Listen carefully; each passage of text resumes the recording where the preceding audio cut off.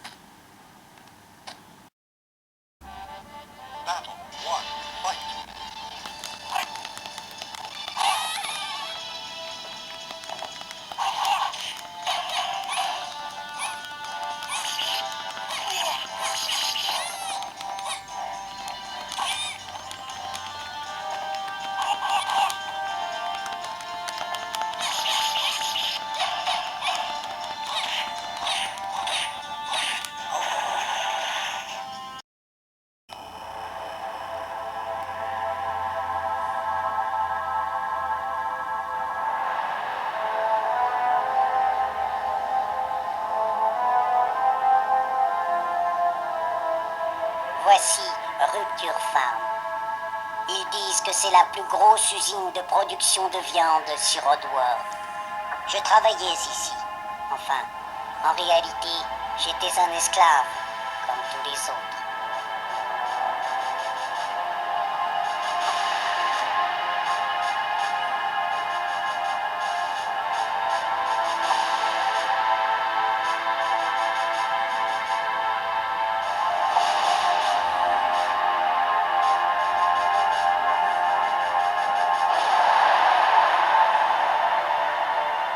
C'est moi.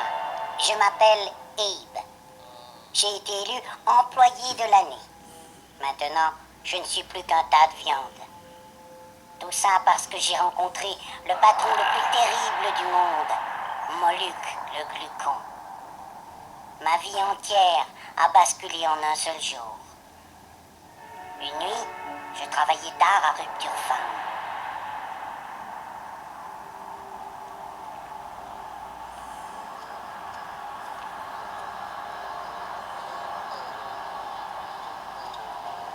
Nous faisions des sandwichs au meat cheese. Jusqu'à ce qu'il n'y ait plus de meat cheese.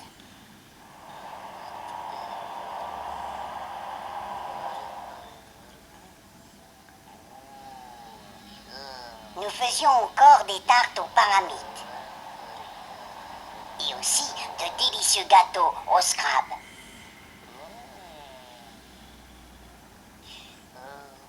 J'étais content de mon travail, jusqu'à ce que je découvre la composition des New and Tasty, qui m'intriguait depuis longtemps.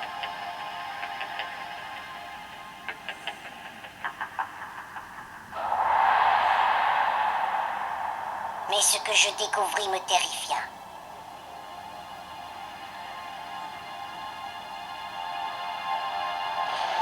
La chute des profits inquiétait les glucons.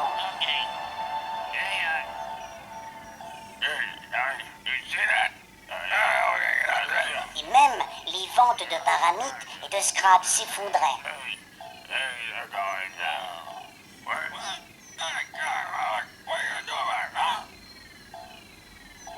Mais Moluc restait cool. Il avait un plan. Ce nouveau plat tant attendu, c'était nous!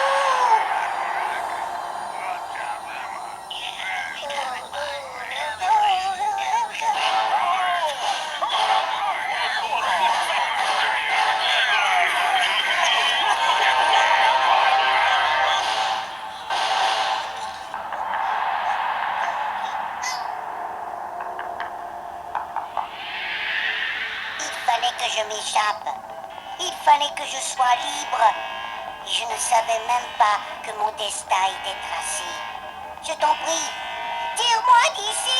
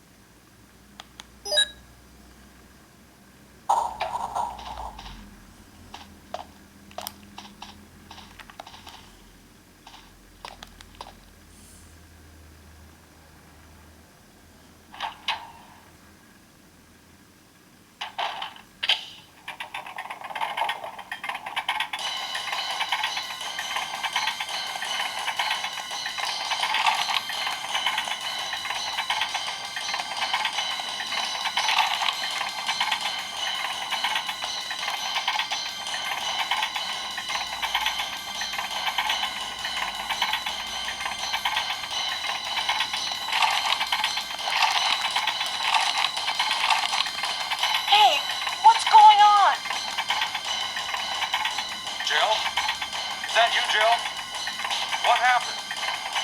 Barry, help me, please. The door won't open. Quick! Stay away from the door, Jill. I'm gonna kick this door down. Hurry! This way!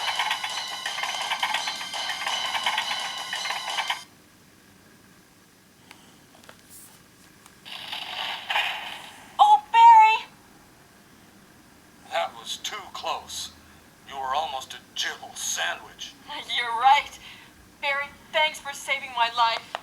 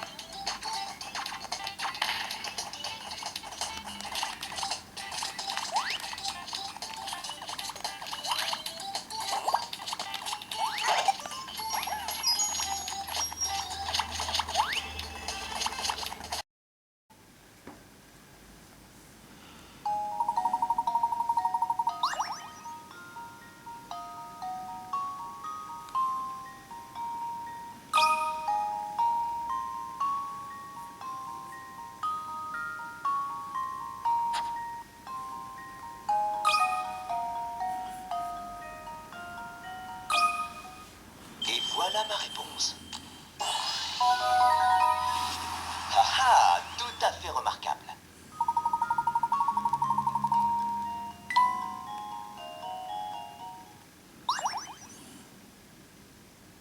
Mais bien sûr. Alors j'imagine que ça veut dire que nous approchons du but. Exact. Tiens, c'est bizarre. Pourquoi est-ce qu'il fait si noir? C'est très étrange.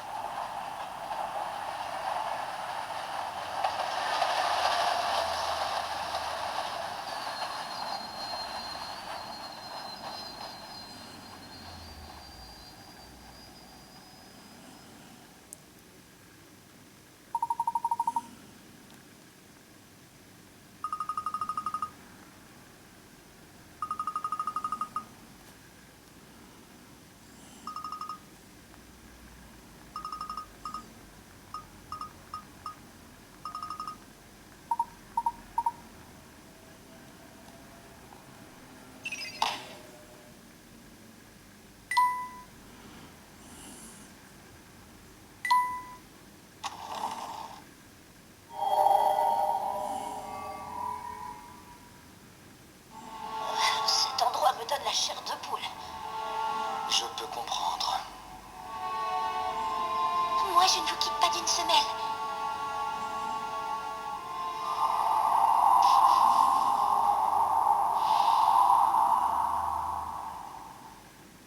Regardez, on dirait des photos de la ville. De vieilles photos de la ville, plus précisément. Prises. Wow, comment le savez-vous?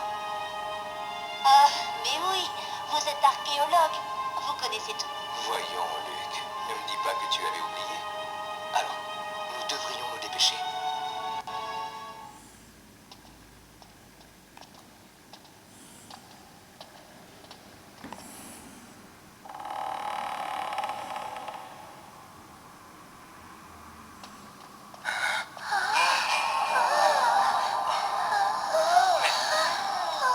Qu'est-ce que c'est? Professeur, mais qu'est-ce qui se passe? Sortons.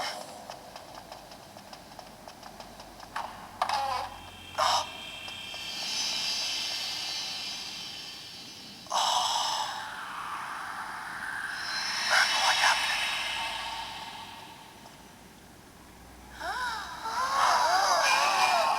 Qu'est-ce que c'est?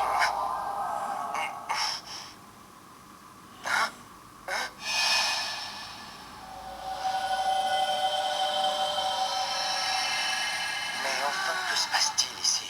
Je ne sais pas, mais c'est bizarre.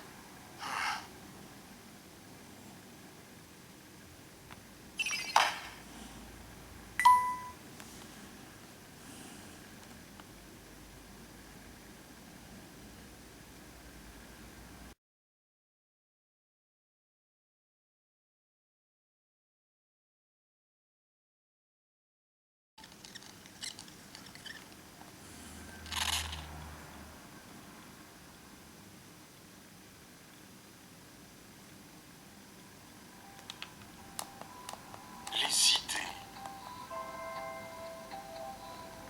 Que deviennent-elles une fois que notre matière grise les a fait venir au monde?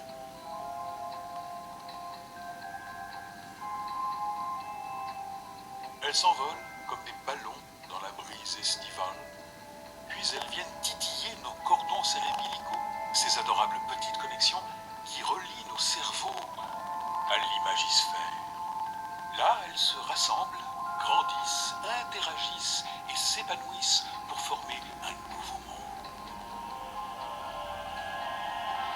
Le quotidien peut bien continuer à nous jeter ses inepties en plein visage. Nos idées continueront à s'envoler vers cet univers. Une rêverie solitaire dans le bus, une idée farfelue sur le trottoir ou un éclair de génie dans une boutique. Little Big Planet. Bienvenue, fais comme chez toi.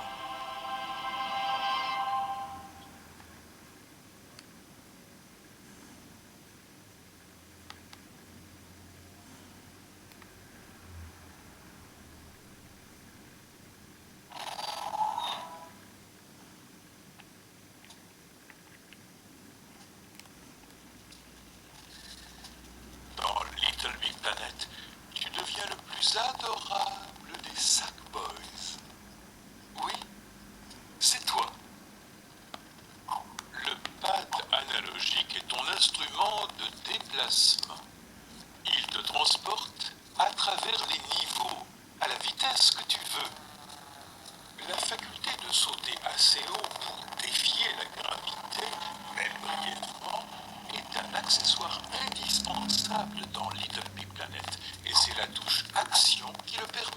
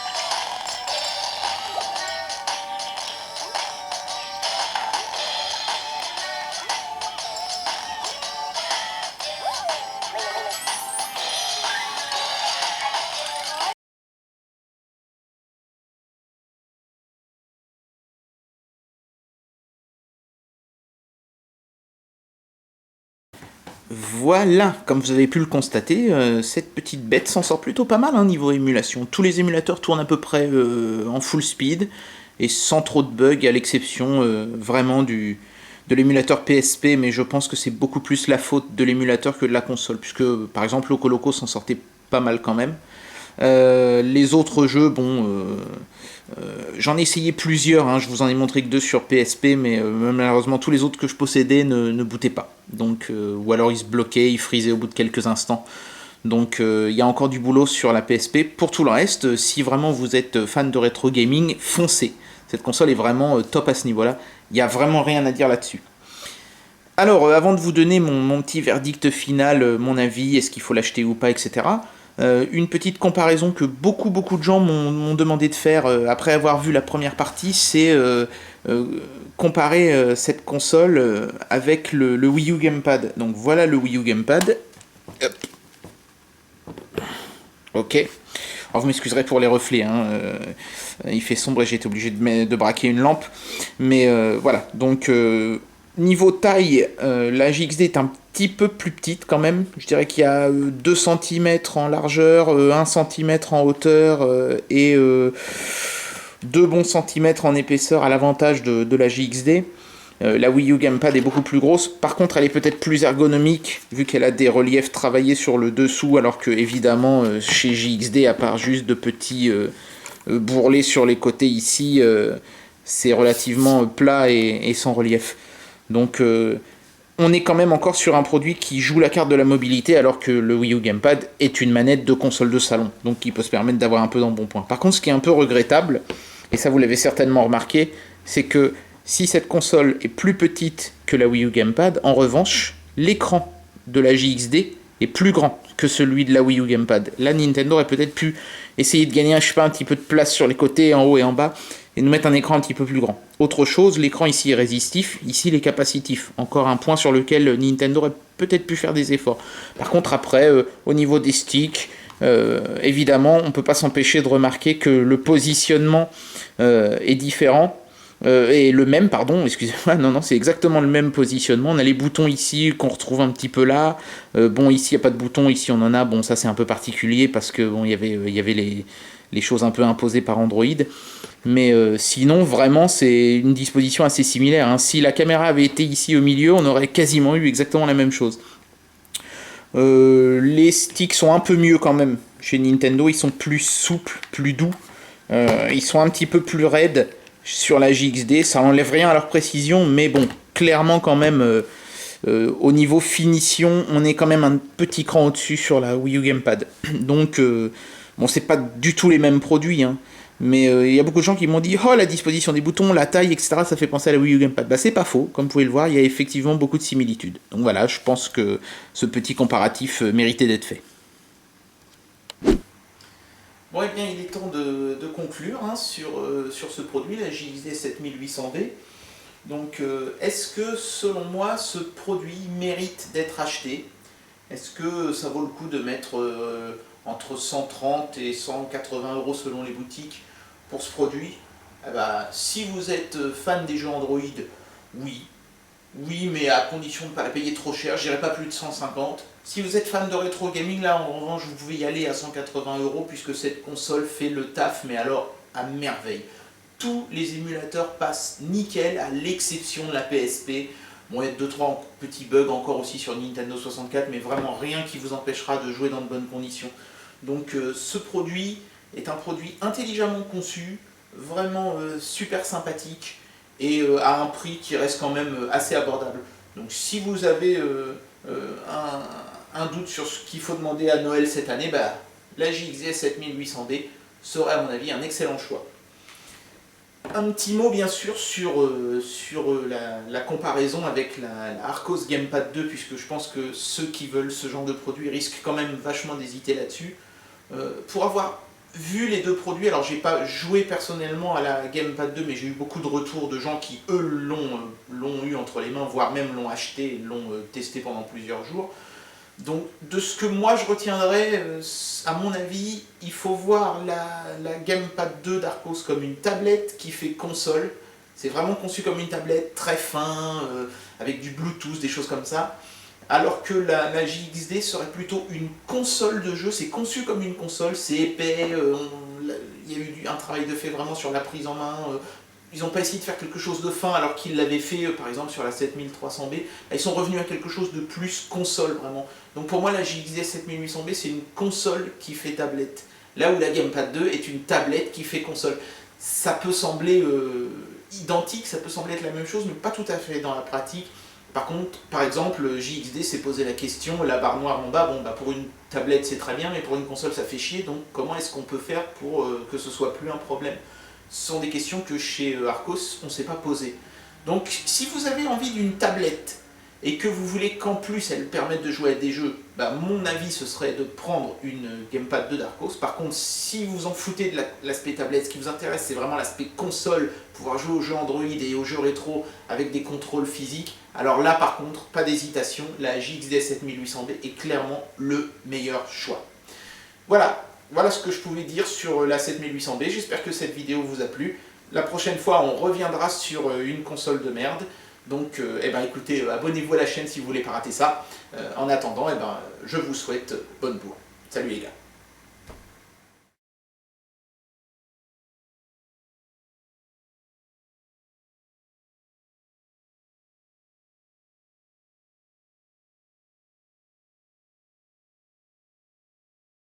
Fort comme papa, belle comme une fleur. C'est maman qui va être contente.